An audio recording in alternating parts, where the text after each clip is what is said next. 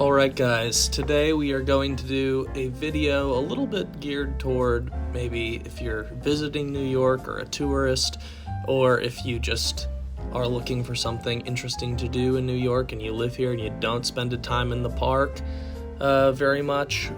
We're going to talk about my top 5 favorite buildings to look at and admire from Central Park West. First one I'm going to recommend, it's a classic, it's the Dakota.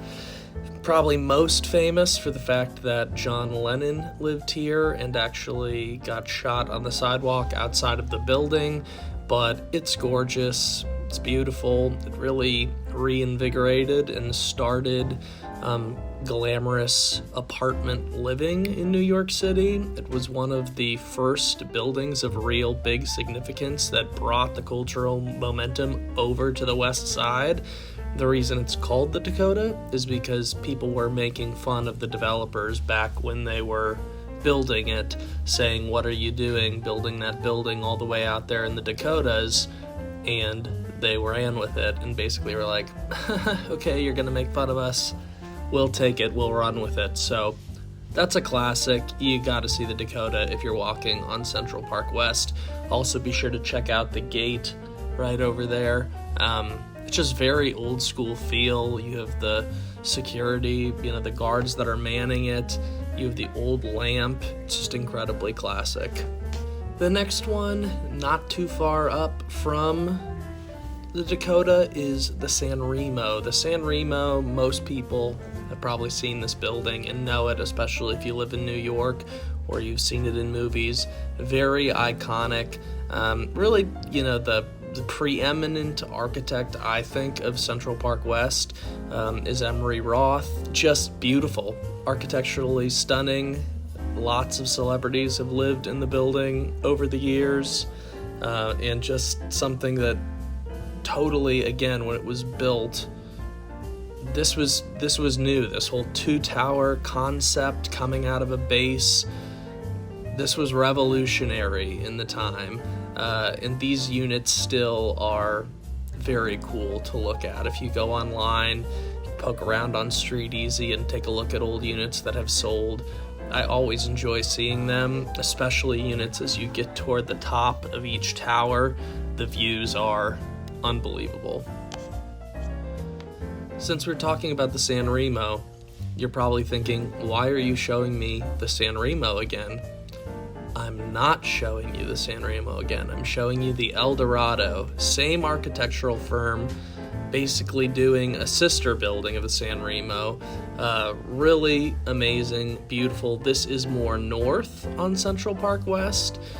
This is up around 90th Street there and right by the reservoir, so this is a great opportunity. You go walk the reservoir and you get these amazing architectural views when you're walking in the reservoir anyway, but you really get a very good look at that building. That building also, to my mind, has probably one of the greatest Art Deco lobbies of any residential building in the city.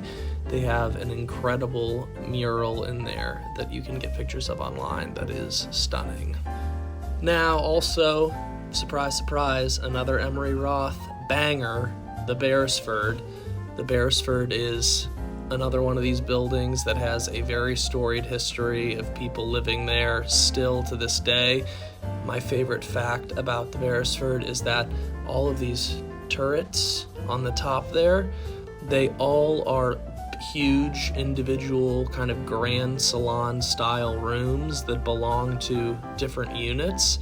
If you dig around online, you can find some of the units that have them, and they are incredible, and they have these gorgeous, huge arched windows that get amazing park views and amazing city views. Those units are some of the most special ones on all of Central Park West, so just a very cool building, a different take than some of the other Emery Roth 2 towers out of a base buildings, but again, really interesting. No other building like it in the city. You look at it, you know it's the Beresford.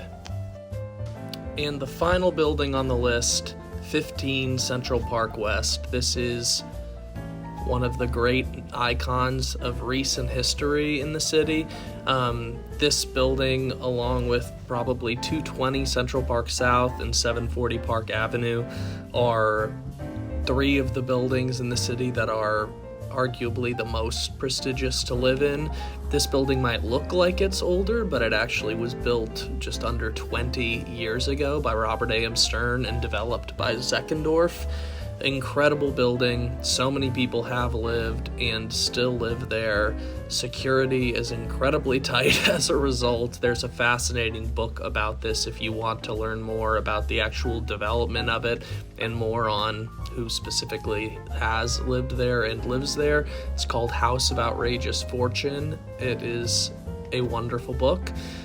Same author who wrote House of Outrageous Fortune actually wrote another book about 740 Park, which I mentioned, called 740 Park. So if you are a building development architecture nerd like myself, or a bit of a history nerd, or just like a really good true nonfiction tale, highly recommend those books. And that finishes out the list. See you guys next time.